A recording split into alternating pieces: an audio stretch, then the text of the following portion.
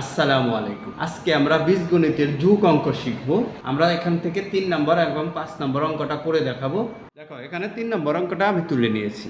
এভাবে তোমরা পরীক্ষার খাতায় আগে তুলবে, তারপরে নিচে নিচে অঙ্ক করবে। যদি 2 সংখ্যার হয়, 3 সংখ্যার হয়, নিচে নিচে করার চেষ্টা করবে।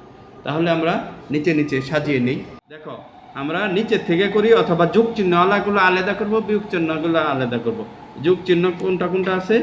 এখানে আছে বি 3b, এটার মধ্যে দুটোটার মধ্যে যোগ চিহ্ন আছে। যোগ চিহ্নটা আলাদা করি, তাহলে 3b 3b মানে 3টা বি আর এখানে 1 মনে মনে 1, তাহলে 3b আর 4b হয়েছে, তাই না?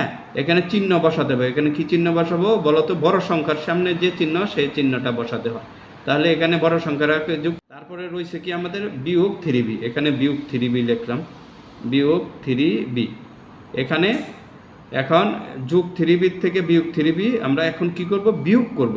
কেন বিয়োগ করব জানো? এখানে যোগ চিহ্ন আছে, এখানে বিয়োগ চিহ্ন আছে। আর বীজগণিতের ভাষায় যোগ আর বিয়োগ থাকলে যোগে বিয়োগে যখন যোগ বিয়োগ করব তখন কি বিয়োগই হবে। যদি এখানে যোগ থাকে বা বিয়োগ থাকে, যোগে বিয়োগে বিয়োগ হবে। এই জিনিসটা শুধু মাথায় রাখবে, যোগে বিয়োগে বিয়োগ হবে। তাহলে 4b থেকে 3b বিয়োগ করলে একটা বি থাকে। এখানে 1 লিখবো না, আমরা এখানে 1 লিখবো না। এবার চিহ্ন বসানোর পালা। চিহ্ন বসাবো কিভাবে? এখানে দেখো, এখানে 3-র আগে আছে বিয়োগ চিহ্ন আর 4-এর আগে আছে যোগ চিহ্ন, তাই না? তাইলে বড় সংখ্যার আগে, আমি বলছি বড় সংখ্যার আগে যে চিহ্ন সেই চিহ্ন বসাতে হবে। বড় সংখ্যার আগে আছে যোগ চিহ্ন, তাহলে আমরা এখানে যোগ চিহ্ন বসিয়ে দিলাম। তাহলে যোগ বি, আমরা এখানে যোগ বি হয়ে গেল, এই পাশ হয়ে গেল। তাহলে এখন এই পাশটা করব। এই পাশে দেখো যে আমরা যোগ চিহ্ন আলাগুলো আলাদা করেছি। এখন 4-এর আগে যোগ চিহ্ন, 2-এর আগে যোগ চিহ্ন আছে, তাহলে এই দুটোটা যোগ করে ফেলি। 4 আর 2 6, এই লিখলাম। এখানে চিহ্ন কি বসাবো? বড় চিহ্ন, বড় সংখ্যার আগে যে চিহ্ন সেই চিহ্ন আমরা যোগ চিহ্ন বসাই নিলাম। এবার 6a আছে, তাহলে বাকি রইল বিয়োগ 3a, আমরা এখানে বিয়োগ 3a লিখলাম। এবার কি বলছি যে যুগে বিয়োগে সবসময় বিয়োগ হয়, যুগে বিয়োগে বিয়োগ। তাহলে যোগ 6 আর 3 বিয়োগ করব, কত হয়?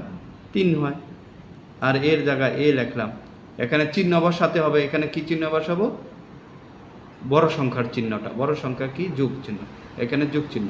এখন দেখো, এখানে 3a যোগ 3a, তাহলে 3a। এখানে সবার আগে যোগ চিহ্ন, এটা আমরা বসাবো না, কেননা যোগ চিহ্ন সবার আগে থাকে। এই যে এখানে দেখো না, কোনো চিহ্ন নেই, আমরা ধরে নিয়েছি যোগ চিহ্ন। ঠিক এরকমই এখানে কি যোগ চিহ্ন অবশ্যই এখানে আছে। দেখো, 5 নম্বর অঙ্কটা আমরা তুলে নিয়েছি। এবার এই অঙ্কটাকে আমরা নিচে নিচে যোগ করব। নিচে নিচে যোগ না করলে সহজ হবে না। তাহলে আমি প্রথমে নিচে নিচে লিখে নিই। এবার দেখো, আমি নিচে নিচে অঙ্কটা তুলে নিয়েছি। এটা আমি দাগ দিয়ে এনে যোগ করব। যোগ ডান পাশের থেকে করব। আমি একটা এখানে রাফ করার জন্য, তোমাদের বোঝার জন্য এই পাশে এখানে দেখো সবগুলাই যোগ চিহ্ন আছে। তাহলে আমরা লিখি জেড 3z 2z। এখানে কয়টা? একটা জেড আর 3টা জেড, 4টা জেড আর 2টা জেড। কয়টা হয়? 4 আর 2টা 6টা জেড, 6z।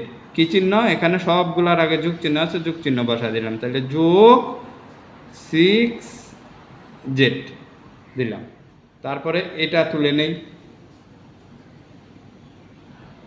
xy বিয়োগ, আমি বলেছি যে বিয়োগ যোগগুলো আগে তুলব, তারপর বিয়োগগুলো পরে তুলব।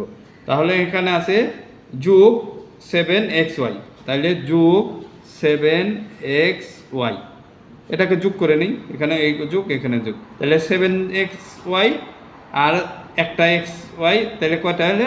8টা xy যোগ 8xy। বুঝতে পেরেছ?